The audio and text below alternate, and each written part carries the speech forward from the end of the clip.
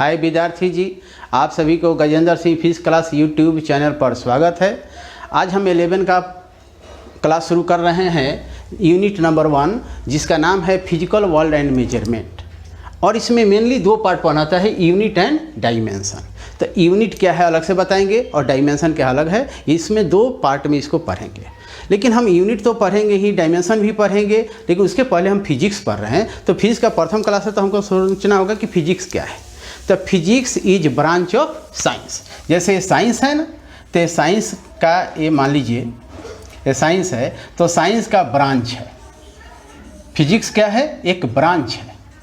जिस तरह से फिजिक्स का ब्रांच साइंस का ब्रांच केमिस्ट्री भी होता है, बायोलॉजी भी होता है, बायो। तो उसी तरह से फिजिक्स भी क्या है? Physics is branch of science.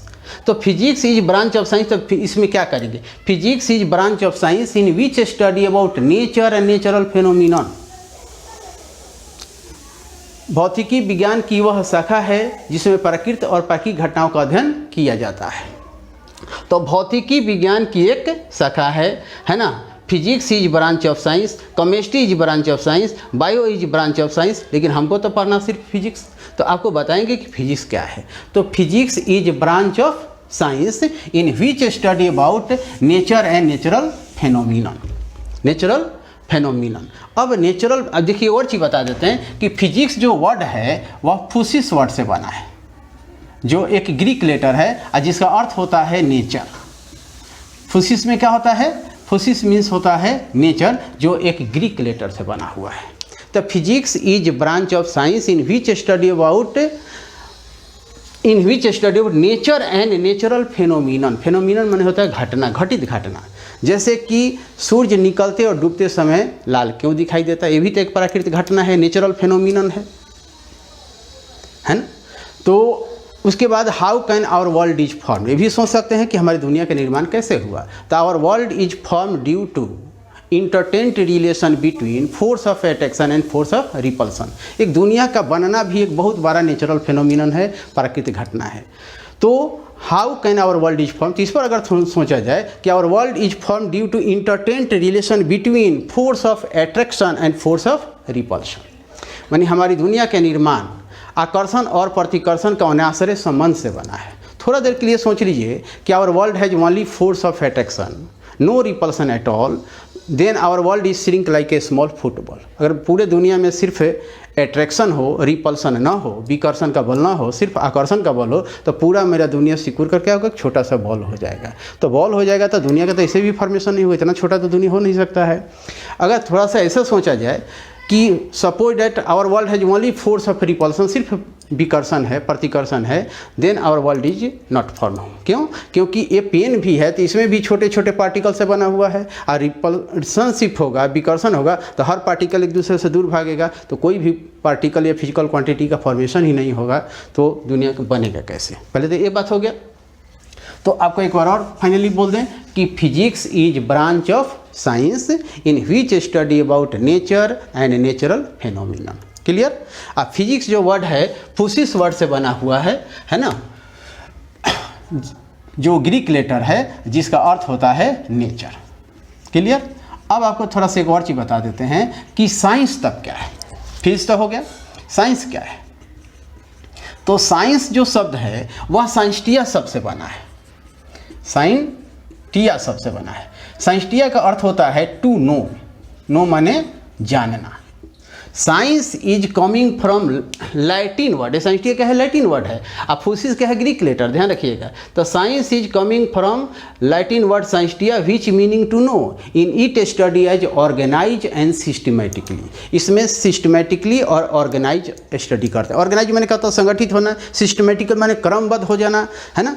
तो ऑर्गेनाइजेशन होना चाहिए, माने हम लोग जैसे मिल गए 10-20 गो, तो एक छोटा सा ऑर्गेनाइजेशन हो गया, संगठन हो गया कहने का मतलब। और उसमें सिस्टमेटिकली स्टडी करें। सिस्टमेटिकली से मतलब होता है कि जैसे कि क्रमबद्ध, जैसे हम हीट पढ़ेंगे तो सिर्फ हीट के बारे में पढ़ेंगे, लाइट पढ़ेंगे तो सिर्फ लाइट के बारे में पढ़ेंगे, जब तक लाइट खत्म नहीं हो तब तक दूसरा चीज़ नहीं पढ़ेंगे। करंट पढ़ेंगे तो सिर्फ करंट के बारे में पढ़ेंगे, मैग्नेट पढ़ेंगे तो सिर्फ मैग्नेट के बारे में पढ़ेंगे, साउंड पढ़ेंगे तो सिर्फ साउंड के बारे में पढ़ेंगे। अगर मैथी पढ़ते हैं तो अलजेब्रा पढ़ें तो सिर्फ अलजेब्रा पढ़ लेंगे, तब जाकर ट्रिकोमेट्री शुरू करेंगे, ट्रिकोमेट्री खत्म हो जाएगा तब दूसरा शुरू करेंगे। इस तरह के एक सिस्टम से पढ़ना होगा। ये नहीं कि एक चैप्टर लाइट का पढ़ लिए, एक चैप्टर साउंड का पढ़ लिए, ऐसा खिचड़ी बना देने से काम नहीं चलेगा। तो science is coming from Latin word scientia which meaning to know, in it study as organise and systematically. Clear? अब आप देखिए, तो हमें अभी दो बात आपको बताएं कि फिजिक्स क्या है और साइंस क्या है। तो फिजिक्स क्या है एक बार बता देते हैं, साइंस का एक बार और शॉर्टकट में बताते हैं। Physics is branch of science in which study about nature and natural phenomenon. Clear? Science क्या है? तो व्हाट इज साइंस मतलब कि science is coming from Latin word scientia which meaning to know, in it study as organise and systematically. अब एक और बात है, तीसरा बात कि फिजिकल क्वांटिटी, फिजिकल क्वांटिटी। देखिए, फिजिकल क्वांटिटी वो होता है जो फिजिक्स के लॉ को पालन करता हो, उसमें मेजरमेंट हो, एक्सप्रेशन हो, इस तरह के चीज़ को हम लोग क्या कहते हैं, फिजिकल क्वांटिटी, है ना। All physical quantity, all substance which obey to the law of physics, physics के लॉ को जो पालन करता है उसी को हम लोग क्या बोलेंगे, फिजिकल क्वांटिटी बोलेंगे। तो फिजिकल यूनिट लिख देते हैं यहाँ पर, यूनिट सिर्फ सोचो, यूनिट को हम लोग तीन भाग में बांट देते हैं। तो यूनिट क्या है जरा इसको समझ लीजिए। When any physical quantity measure in standard form then it is called unit. अब फिजिकल क्वांटिटी भी बता दिए, जो फिजिक्स के लॉ को पालन करता है वो फिजिकल क्वांटिटी होता है। लेकिन यूनिट क्या है कि those physical quantity which is measure in standard form then it is called unit. जैसे कि मीटर रॉड जो होता है, मीटर रॉड वर्ल्ड के किसी भी पार्ट पर जाइए तो वो स्टैंडर्ड फॉर्म में होता है, उतना ही माप होगा। लेकिन हाथ से भी माप सकते हैं किसी चीज़ को, तो हाथ तो सभी का, किसी का बड़ा होता है, किसी का छोटा होता है, तो वह स्टैंडर्ड फॉर्म में नहीं आएगा। अगर एक ही रहता पूरा वर्ल्ड में हाथ का भी साइज तो स्टैंडर्ड फॉर्म हो सकता था। लेकिन स्टैंडर्ड फॉर्म वो होता है कि वर्ल्ड में कहीं पर भी उसमें थोड़ा सा भी बदलाव ना हो तो उसको स्टैंडर्ड माप कहते हैं, है ना। यूनिट को तीन भाग में बांट सकते हैं। फंडामेंटल यूनिट,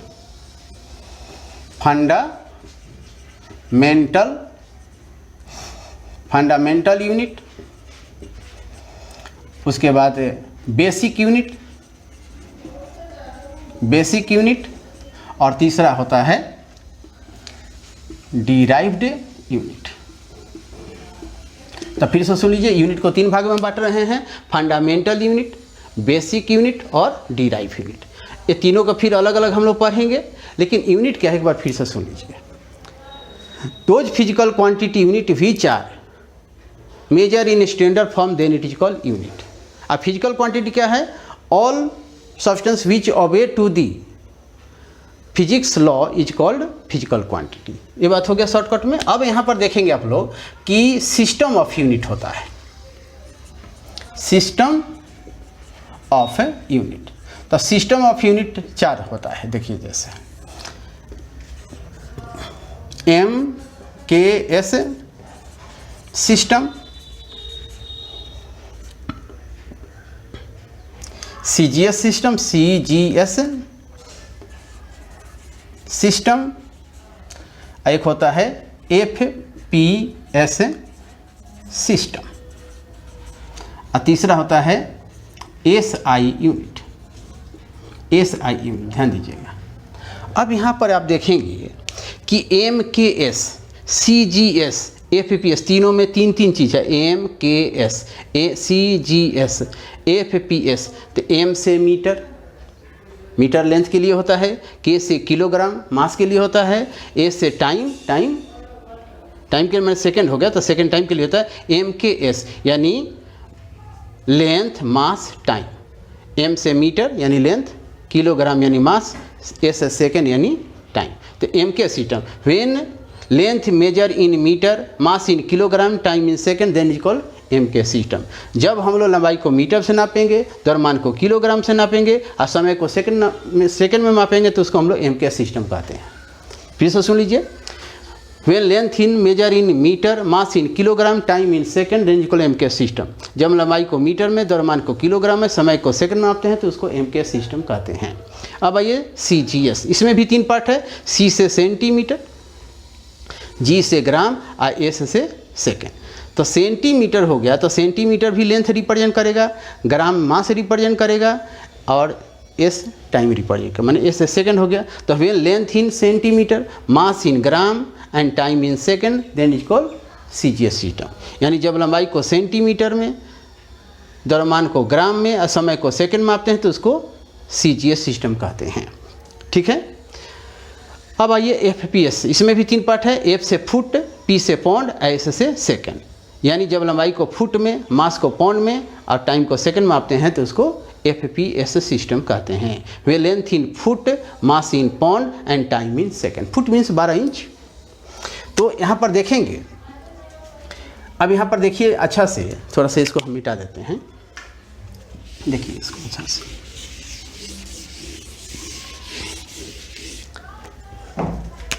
अगर आप देखेंगे एम के एस, तो एम के एस, इसका ये क्या हो गया, एम से मीटर हो गया। मीटर तो लेंथ के लिए होता है, बोलिए। के से किलोग्राम, किलोग्राम ये तो मास के लिए होता है, मास माने द्रव्यमान। ये होता है सेकंड, और सेकंड किसके लिए होता है, टाइम के लिए होता है। तो इसमें तीनों में क्या चीज़ का सेट है, लेंथ मास टाइम। देखिए अच्छा से, लेंथ मास टाइम का सेट है, इसका मतलब यहाँ लिखा हुआ है। आज देखिए इसका मतलब ये होता है, एम माने लेंथ, के मतलब मास, और एस मतलब टाइम। क्यों? क्योंकि लेंथ इन मीटर, मीटर माने देखिए एम से क्या हुआ, मीटर यानी लेंथ, के यानी किलोग्राम यानी मास, एस माने सेकेंड यानी टाइम।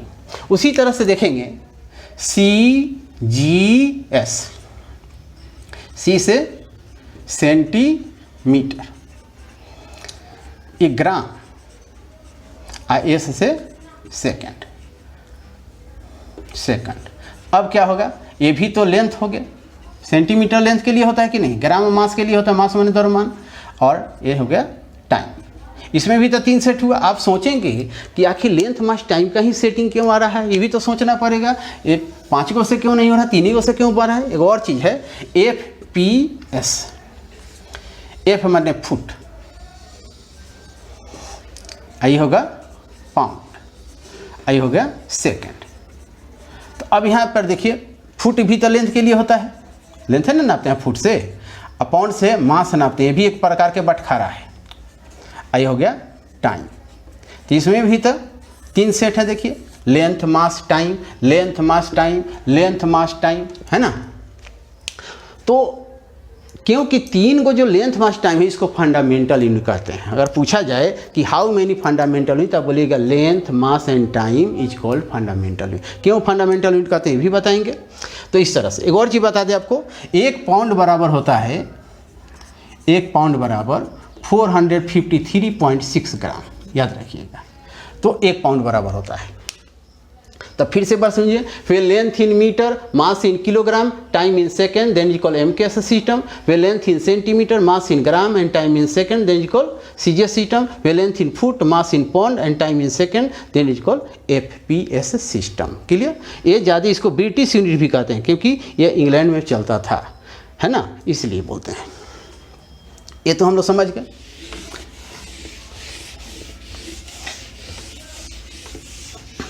अब यहाँ पर देखिएगा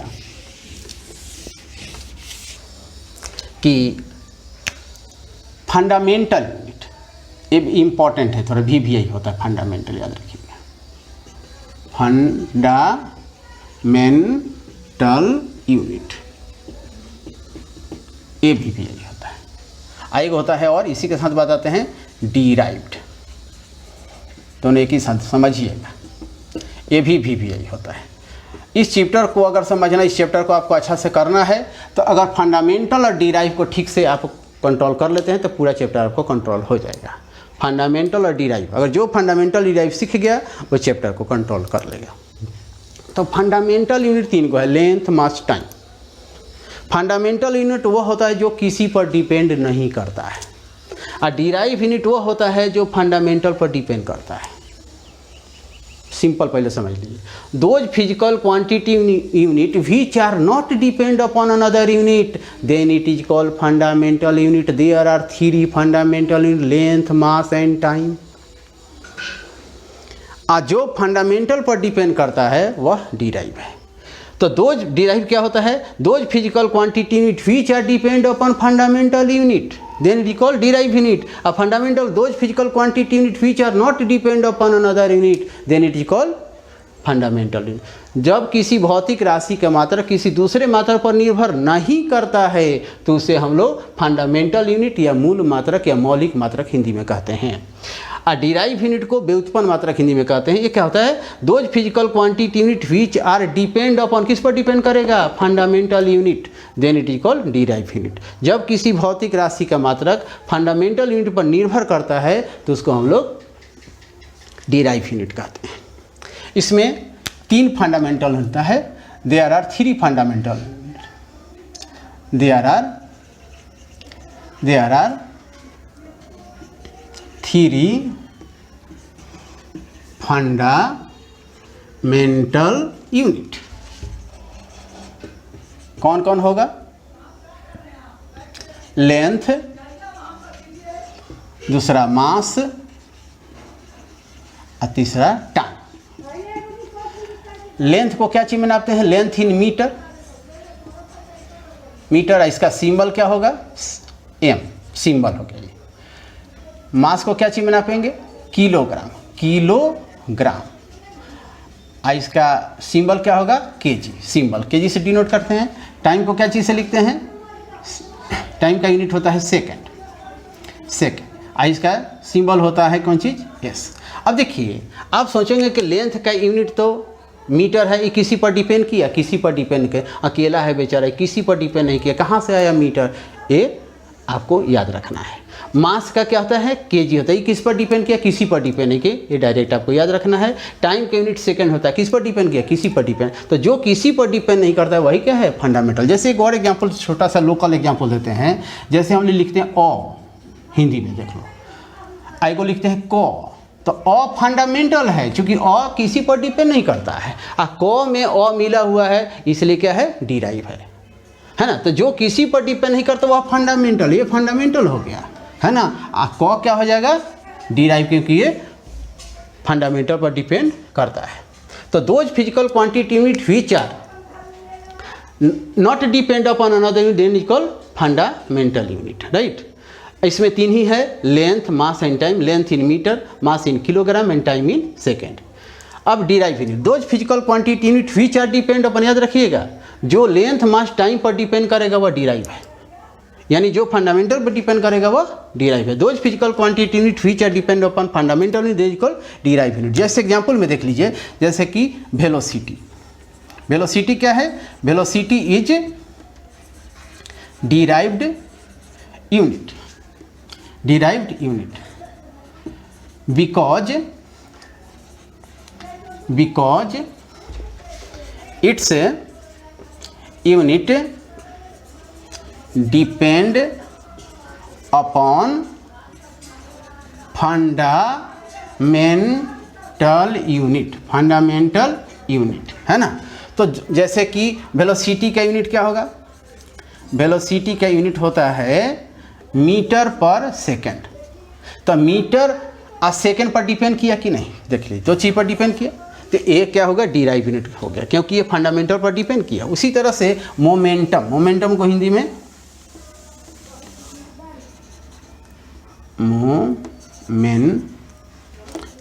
मोमेंटम को हिंदी में संवेग कहते हैं। सब छोड़ देते हैं, हिंदी नहीं लिखते हैं। मोमेंटम, इसका यूनिट होता है केजी मीटर पर सेकंड। तो देखिए, केजी पर भी डिपेंड कर गया, देखिए केजी है यहाँ पर, मीटर पर भी डिपेंड कर गया और सेकंड भी है, तीनों चीज़ है कि नहीं। तो जो किसी पर डिपेंड नहीं करता वो फंडामेंटल है। देखिए कहाँ से आया? डायरेक्ट है। मास का केजी है, कहाँ से आया? डायरेक्ट है। टाइम का कहाँ से आया? किसी पर से नहीं है, डायरेक्ट है। तो जो किसी पर डिपेंड नहीं करता है वो क्या है? फंडामेंटल है। और जो मास, लेंथ, मास, टाइम पर डिपेंड करता है, यानी those physical quantity unit which are depend upon fundamental unit, जो फंडामेंटल किसी पर डिपेंड नहीं करता है, और जो फंडामेंटल पर डिपेंड करता है वह डिराइव। सिंपल याद रखिएगा, जो किसी पर डिपेंड नहीं सब कम वर्ड में कि जो किसी पर डिपेंड नहीं करता है वो फंडामेंटल है, जो फंडामेंटल पर डिपेंड करता है वो डिराइव है। तो लेंथ क्या है? फंडामेंटल, क्योंकि ये किसी पर डिपेंड नहीं करता, इसका यूनिट मीटर है। मास भी फंडामेंटल है क्योंकि केजी होता है, ये किसी पर डिपेंड नहीं करता है। टाइम का भी सेकंड होता है, ये किसी पर डिपेंड नहीं करता है। लेकिन वेलोसिटी डिराइव है, मोमेंटम डिराइव है क्योंकि ये मीटर और सेकंड पर डिपेंड किया, यानी लेंथ और टाइम पर डिपेंड किया। ये मास, लेंथ और टाइम तीनों पर डिपेंड किया, इसलिए क्या है? डिराइव है। ठीक है, तो दो को इंपॉर्टेंट है, आप फंडामेंटल डिराइव पर विशेष ध्यान दीजिएगा। इसलिए एक बार फाइनल बोल देते हैं इसको, फिर से सुन लीजिए।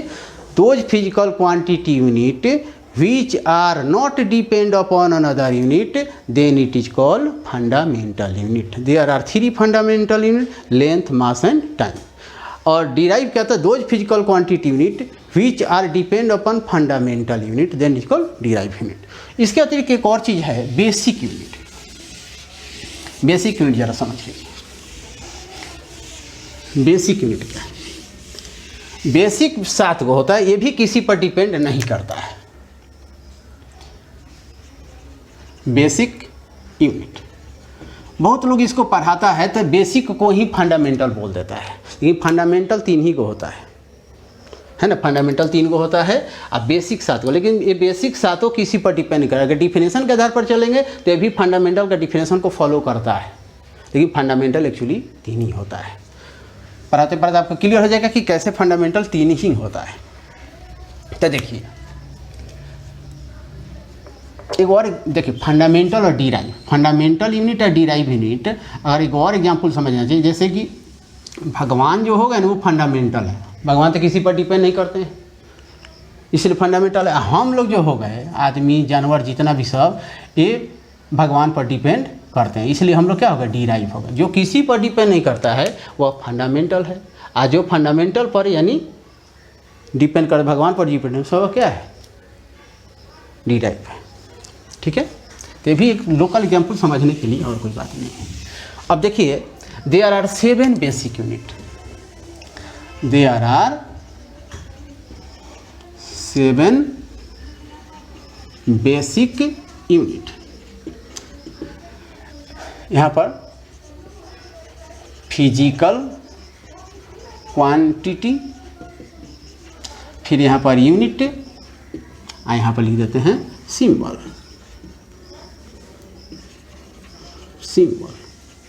अब देखिए, फिजिकल क्वांटिटी क्या है? मास। दूसरा लेंथ, तीसरा टाइम, चौथा टेम्परेचर, टेम्परेचर, पांचवा इलेक्ट्रिक करंट, छठा लुमिनियस इंटेंसिटी, सातवां क्वांटिटी ऑफ मैटर। ये 7 को तीनों फंडामेंटल इसमें शामिल है। देख लीजिए, तीनों फंडामेंटल इसमें है, तीनों फंडामेंटल इसमें है। और इसके अतिरिक्त 4 को और जोड़ देते हैं तो नाम बदल के क्या हो जाता है? Basic unit. ये 3 को फंडामेंटल है और इसमें और 4 को ऐड कर देते हैं तो नाम बदल के हो जाता है बेसिक यूनिट। लेकिन इस 7 किसी पर डिपेंड नहीं करता है। तो डिफिनेशन तो यही कि जो किसी पर डिपेंड नहीं करता फंडामेंटल है, तो 7 को डिफिनेशन के आधार पर तो 7 फंडामेंटल हुआ।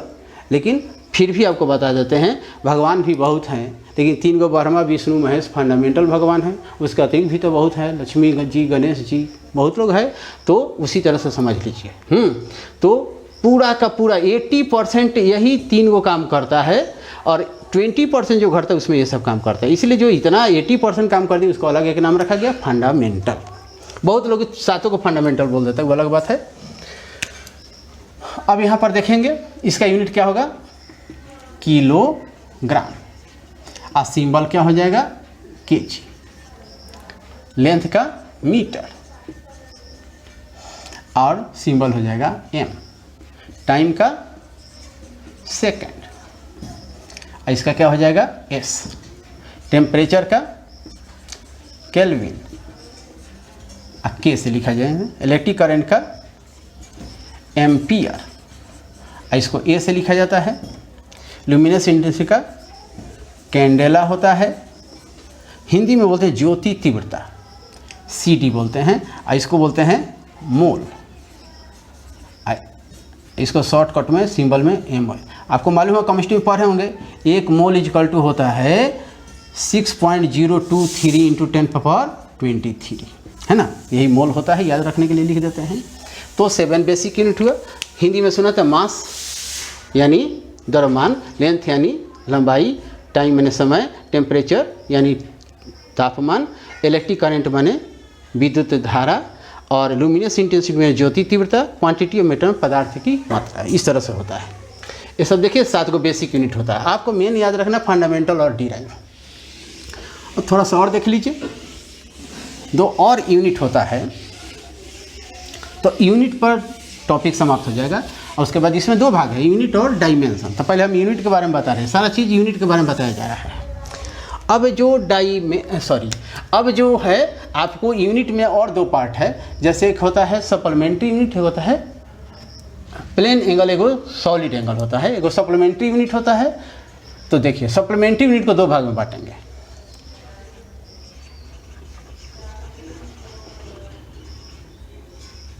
सप्लीमेंट्री यूनिट, इसको 2 भाग में बताएगा सप्लीमेंट्री यूनिट। ये कभी कभी यूज होता है, सहायक हो गया, पूरक हो गया। जैसे भी कोई 10th में फेल हो गया तो उसको एक सप्लीमेंट्री एग्जामिनेशन होता है ना, तो उसी को बोलते हैं सप्लीमेंट्री, माने कंपार्ट लग जाता है, उसको बोलते हैं। तो इसमें 2 पार्ट होता है। एक होता है, यहाँ फिजिकल क्वांटिटी लिख देते हैं, फिजिकल क्वांटिटी, और यहाँ पर यूनिट हो जाएगा, यहाँ पर सिंबल हो जाएगा। तो एक हो गया आपको प्लेन एंगल। प्लेन एंगल ये कम यूज होता है इसका। प्लेन एंगल माने यूनिट होता है रेडियन, इसका सिंबल होगा RAD। दूसरा होता है सॉलिड एंगल, हिंदी में ठोस कोण, इसको समतल कोण। प्लेन एंगल को समतल कोण और सॉलिड एंगल को ठोस कोण। इसका होता है स्टेरेडियन, SR सिंबल होता है। देखिए प्लेन एंगल में क्या होता है कि 2 प्लेन के बीच जो एंगल बनता है, जैसे कागज 2 ले लिए, इसे प्लेन के बीच में एंगल बनता है, उसको कहते हैं जैसे इस तरह की चीज़। प्लेन एंगल हो गया, यहाँ पर थीटा एंगल हो गया। और जो सॉलिड एंगल होता है कोनिकल शेप में बनता है। जैसे आप कोन खाते हैं ना आइसक्रीम का, तो एक कोन होता है, तो इसके बीच में जो एंगल होता है इसी को हम लोग सॉलिड एंगल कहते हैं। यहाँ से यहाँ के डिस्टेंस को R बोलेंगे। इसका यहाँ पर एरिया होता है जिसको DS बोला जाता है, ये बाद में कभी बताएंगे। और इस एंगल को हम लोग ओमेगा से लिखते हैं। तो D ओमेगा बराबर फॉर्मूला होता है, यही है सॉलिड एंगल, देख लीजिए। तो D ओमेगा बराबर होता है DS cos theta by R²। एक फार्मूला है, कभी जरूरत पड़ेगा तो देखिएगा। तो इस तरह से विद्यार्थी जी ये यूनिट के बारे में अब चर्चा ख़त्म हो गया। अब हम लोग डायमेंशन के बारे में बाद में पढ़ेंगे, तो अगला वीडियो में डालेंगे, देखिएगा उसको भी, अच्छा चीज़ है। और अभी हम इसको समाप्त करते हैं। और अब आप लोग मेरे चैनल को सब्सक्राइब कर दीजिएगा, लाइक कर दीजिएगा और शेयर कर दीजिएगा। Thank you.